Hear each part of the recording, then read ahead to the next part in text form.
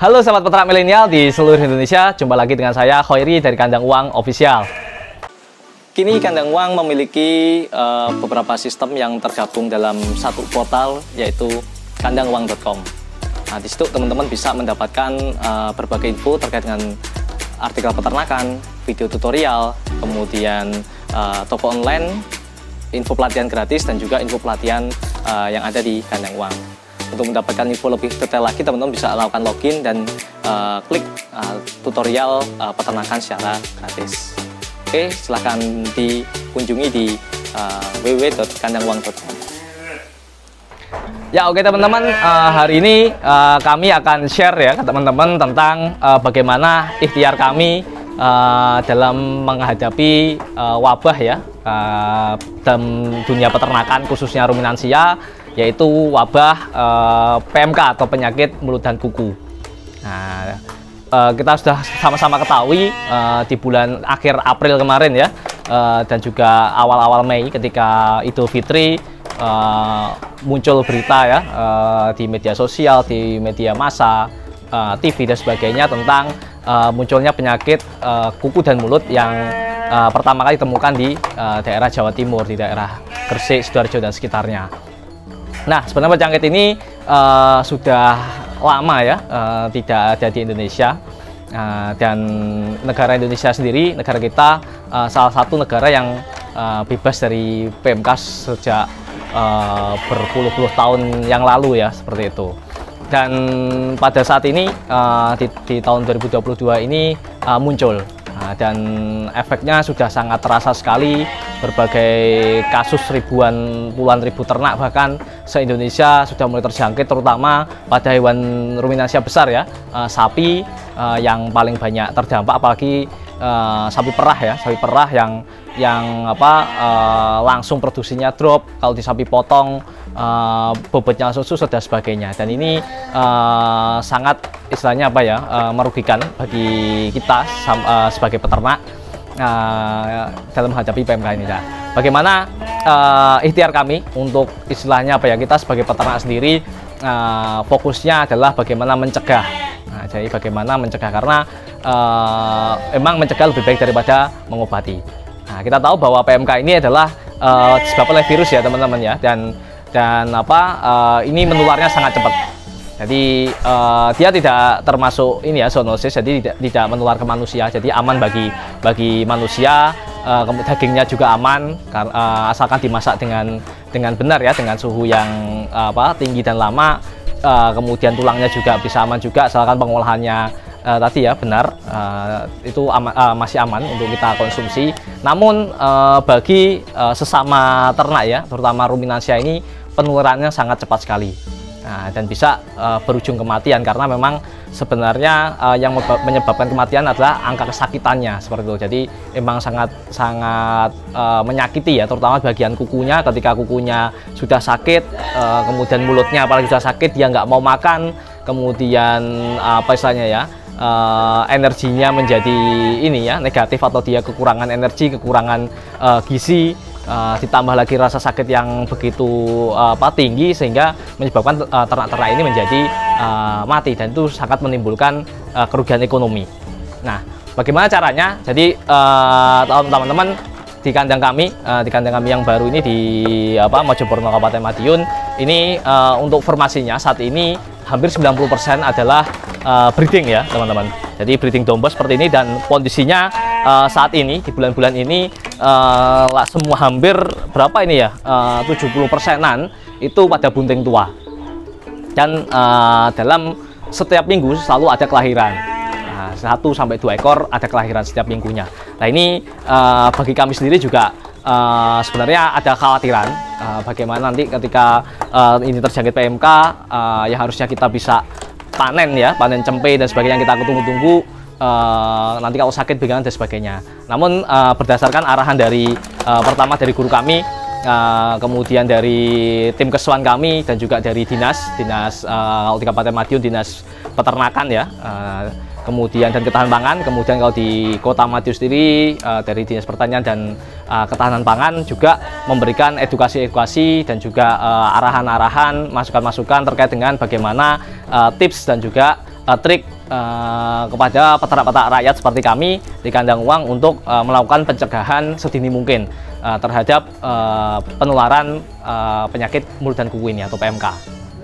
Oke, tips yang pertama teman-teman. Jadi yang kami lakukan di kandang uang pertama adalah dengan cara membatasi lalu lintas ataupun pergerakan dari manusia. Jadi kita dalam beberapa bulan terakhir ini memang sejak PMK diumumkan kami menutup kandang kami. Jadi tidak ada kunjungan, tidak ada pelatihan yang sifatnya offline. Kemudian yang tidak benar-benar berkepentingan tidak kami izinkan untuk berkunjung ke kandang kami. Nah, kemudian untuk teman-teman pekerja sendiri kita juga lakukan istilahnya biosecurity dengan cara tadi penyemprotan desinfektan secara rutin. Nah, jadi kita lebih mempersering ya. Biasanya rutin setiap 2 minggu sekali biasanya kami lakukan sterilisasi kandang dengan cara penyemprotan desinfektan. Ini kita lebih seringkan lagi, bisa seminggu sampai 2 kali seperti itu. Nah, untuk desinfektan yang kami gunakan sesuai dengan rekomendasi dari saya dapat dari IDHSI ya, atau Ikatan Dokter Hewan Sapi Indonesia. Nah, ada guru saya Dr. Dedi merekomendasikan penggunaan ini teman-teman, pembuatan desinfektan sederhana dengan menggunakan sitrun. Nah, jadi sitrun ini perbandingannya kalau kami membuat perbandingannya sesuai dengan arahan IDHSI ya, yaitu 2 kilo. Kalau kami selalu membuatnya dalam 100 liter ya teman-teman ya. Jadi 2 kilo sitrun kita campur dengan kita larutkan dulu dengan air hangat, kemudian kita campur dengan ini ya teman-teman ya. Jadi 100 liter. Jadi 100 liter air sehingga jadi desinfektan tadi ya sebanyak 100 liter. Atau teman-teman kalau hanya membuat 10 liter bisa perbandingannya 2 ons sitrun kemudian ditambah 10 liter air. Nah, kita semprotkan, rekomendasinya adalah 2 hari sekali atau seminggu bisa 2-3 kali ya teman-teman ya. Itu kita semprotkan rutin di seluruh bagian kandang. Dan ini insya Allah aman teman-teman, bagi ternaknya juga aman, kemudian kandang lingkungan juga aman, jadi tidak berbahaya seperti itu. Itu yang pertama, terkait dengan biosecurity yang kita lakukan, pembatasan manusianya, karena memang ternaknya nggak kemana-mana teman-teman. Kemudian tadi pembersihan kandang secara rutin, dan juga jangan lupa disterilisasi dengan menggunakan desinfektan. Oke, langkah berikutnya yang ketiga adalah dengan karantina ternak ya teman-teman ya. Jadi selama PMK wabah PMK ini diumumkan, kami memiliki kebijakan dengan manajemen, dengan tim kesuan kami adalah kami melakukan proses karantina di luar farm kami. Jadi kami menempatkan kandang-kandang karantina terutama di sekitar di sekitar supplier kami. Jadi kita lakukan karantina di luar. Jadi setelah kita karantina berapa lama? Kurang lebih selama 14 hari. Jadi kita untuk kambing domba-domba, terutama domba-domba penggemukan atau domba-domba potong, sebelum bisa masuk ke kandang kami di kandang uang, kita lakukan karantina terlebih dahulu di luar farm kami.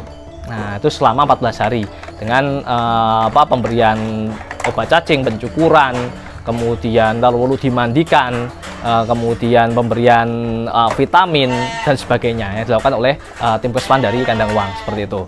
Nah, kemudian selanjutnya setelah lulus baru kita bisa bawa ke masuk ke dalam farm kami. Jadi kita memang benar-benar selektif banget, tidak memasukkan domba ataupun ternak sembarangan ya dari pasar atau dari peternak lain, tapi kita melalui kandang karantina yang kami tempatkan di luar dari farm kami seperti itu.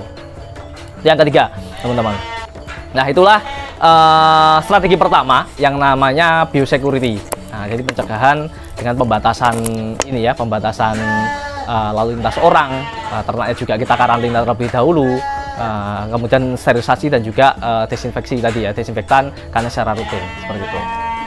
Oke, langkah selanjutnya, nah tips keempat yang kami lakukan di kandang uang adalah ini teman-teman. Jadi dengan menambah porsi pakan. Jadi untuk menjaga BCS atau body condition score, terutama domba-domba yang bunting tua ini, kita memberikan pakan tambahan berupa pakan konsentrat ya. Pakan konsentrat ini kita berikan ini teman-teman, lebih dari dosis normalnya. Nah, biasanya kita hanya memberikan sekitar 2 ons per ekor per hari, kita tambahi dosisnya. Agar apa? Agar dia tidak kekurangan nutrisi. Jadi memang kita pakan kita loskan aja bisa sampai 2 kali lipatnya, berarti hampir setengah kilo mungkin jatahnya per ekor per harinya untuk induk-indukan seperti dombos bobot 30-an lebih ini. Nah, jadi ini memang sengaja kita tambahkan agar dia benar-benar kita jamin tidak kekurangan pakan ya, tidak kekurangan nutrisi, karena kami khawatir kalau nanti domba-domba kami, indukan kami ini yang lagi bunting tua ini kekurangan energi, nanti bisa akan berakibat fatal ketika proses melahirkan, menyusui dan sebagainya seperti itu. Nah, pemberian pakan tambahan, kemudian pakan penguat ya tadi ya, berupa konsentrat. Kemudian selanjutnya adalah pemberian ini teman-teman, pakan tambahan berupa suplemen dan mineral. Jadi di PMK ini lagi-lagi kami memberikan dosis yang lebih, terutama pemberian vitamin dan juga mineral plus jamu ternak. Nah, untuk jamu sendiri tujuannya untuk ini ya, menambah nafsu makan, daya tahan tubuh, lebih menghangatkan badan, karena memang kondisinya di bulan-bulan ini dan sampai hari ini pun masih turun hujan ya, setiap hari di Madiun, di kandang kami setiap sore sampai malam selalu turun hujan. Kemudian kalau siang panas seperti itu. Ini kami istilahnya ya, di orangnya aja merasa tidak sehat. Nah, apalagi untuk di domba ataupun kambing yang dia berada di luar seperti ini. Nah, ini kita perkuat daya tahan tubuhnya, nafsu makannya dengan pemberian jamu ternak berupa JSR ya. JSR atau jamu sehat ruminansia yang kita formulasi dengan rupa mulai dari ada kunyitnya, temulawaknya, kemudian ada bawang putih dan sebagainya. Kita ramu dan kemudian kita berikan setiap hari. Nah, kita berikan setiap hari kepada ini ya, ternak-ternak. Nah, kita campur, biasanya kita tabur di atas konsentrat ataupun hijauan di domba-domba kami seperti itu. Kemudian selain JSR, kita juga memberikan ini teman-teman, suplemen vitamin dan juga mineral berupa premix.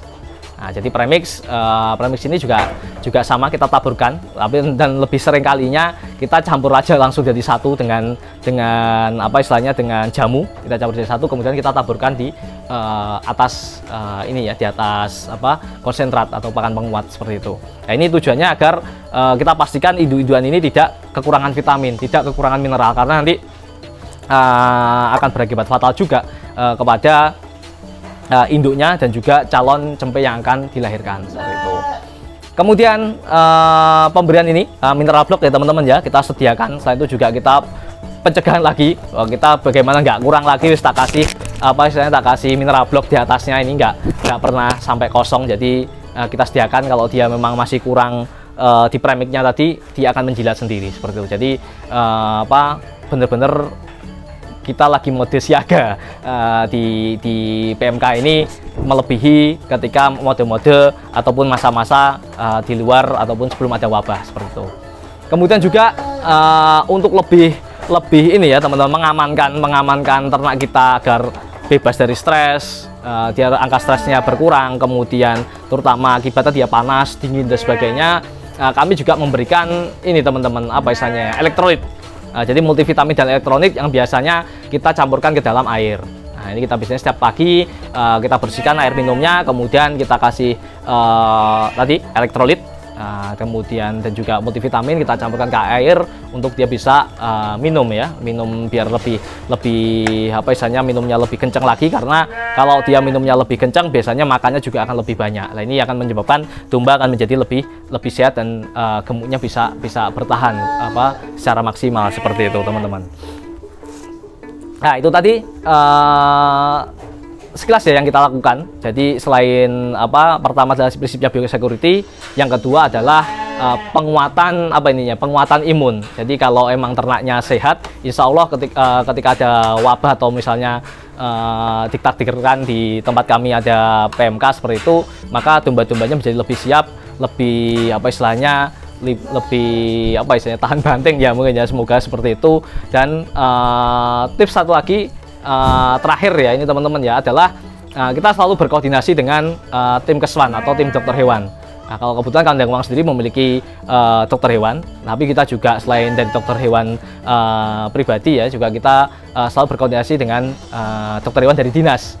Dari dinas pertanian dan ketahanan pangan atau dari dinas peternakan. Nah, jadi teman-teman nggak usah khawatir, di Indonesia ini setiap kecamatan itu ada yang namanya petugas teknis lapangan dari dinas peternakan ya, kalau mungkin namanya mungkin beda-beda daerah. Jadi teman-teman ketika menemukan kasus PMK atau ingin berkonsultasi terkait dengan bagaimana pencegahannya yang paling efektif dan sebagainya, yang update informasi terbaru, teman-teman bisa menghubungi petugas teknis lapangan ini di sekitar kantor kecamatan. Teman-teman langsung aja main ke kantor kecamatan, tanya petugas dokter hewan atau mantri ternaknya yang dia merupakan wakil dari dinas ya, dinas terkait dokter hewan biasanya di situ.